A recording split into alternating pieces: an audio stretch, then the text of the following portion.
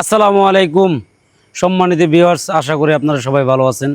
SS agro ফার্মে আপনাদের সকলকে জানাই আন্তরিক শুভেচ্ছা অভিনন্দন। আমরা দিনের বেলা অ্যাগ্রো ফার্মে সেরকম একটা আসতে পারি না কাজের ক্ষেত্রে, তাই আমরা রাত্রি ম্যাক্সিমাম টাইমে পরিদর্শন করতে আসি। দিনের বেলা আমাদের অ্যাগ্রো ফার্মে কার্যক্রম পরিচালনা করার জন্য অনেক লোকই থাকে। রাত্রে এখন আমাদের কর্মচারী যারা ছিলেন তারা এখন সবাই চলে গেছেন, তাই আমি পর্যবেক্ষণ করতে আসছি যে আমার রাতে আমাদের গরুকে সঠিক পরিচর্যা করছে কিনা বা সঠিক খাবার দিছে কিনা, ওটা দেখার জন্য আমরা অ্যাগ্রো ফার্মে আসছি। আসুন আপনারা দেখুন রাত্রেবেলা আমাদের গরুগুলো কি করে।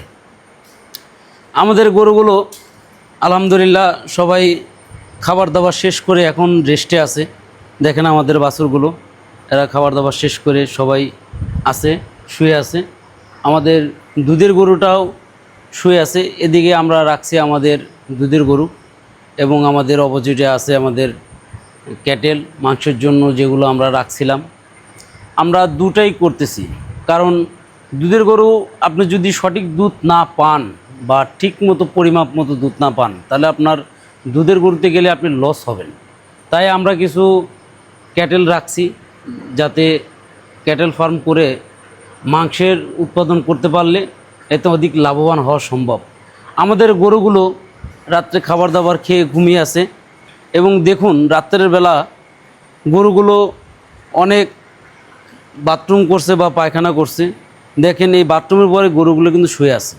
এখন আমরা যদি এগুলো পরিষ্কার করে না রাখি, তাহলে সকালবেলা এই গরু এই পায়খানার থেকে এদের গায়ে জড়াবে এবং এখান থেকে বিভিন্ন ধরনের রোগ বালাই হতে পারে। যেহেতু এখন আমাদের লোকজন কেউ নাই, তাই এখন আমি এগুলো সব করব। এগুলো করে সব রেডিমেডি করে তারপর আমরা বাসায় যাব। আপনারা যারা অ্যাগ্রো ফার্ম করেন বা গরু লালন পালন করেন, সেটা দুটো হোক বা চারটে হোক, আপনারা এইগুলো খুবই গুরুত্বপূর্ণ সহকারে দেখবেন। রাত্রের বেলা যদি আপনি এগুলো পর্যবেক্ষণ না করেন, আপনার কোন গরুর কী অসুবিধা বা কী সমস্যা এগুলো আপনারা বুঝতে পারবেন না। গরুগুলো দেখবেন খাবার পর রেস্ট নিচ্ছে কিনা বা জাবর কাটতেছে কিনা। আমাদের গরুগুলো খাবারের পাত্রে এখন বিশেষ করে বেশি কোনো খাবার নেই। যে খাবারগুলো আমরা দিছিলাম সেই খাবারগুলো শেষ হয়ে গেছে। দেখেন আমার গরুগুলো রেস্ট করতেছে। খাবারের সাথে সাথে আমরা এখানে পানির ব্যবস্থা করে রাখছি, কারণ যে কোনো সময় গরুর পানি পিপাসা লাগতে পারে। পানি পিপাসা লাগলে গরুকে অবশ্যই যাতে পানি পায়, সেজন্য আমরা সবসময় এটার ভিতরে পানি দিয়ে রাখি। এবং আপনাদের গরুর আরেকটা জিনিস আপনারা খেয়াল করবেন, গরুর যদি ক্যালসিয়ামের ঘাটতি থাকে, অবশ্যই ক্যালসিয়ামের স্যালাইন বা ক্যালসিয়াম করিয়ে নেবেন ডাক্তার দিয়ে।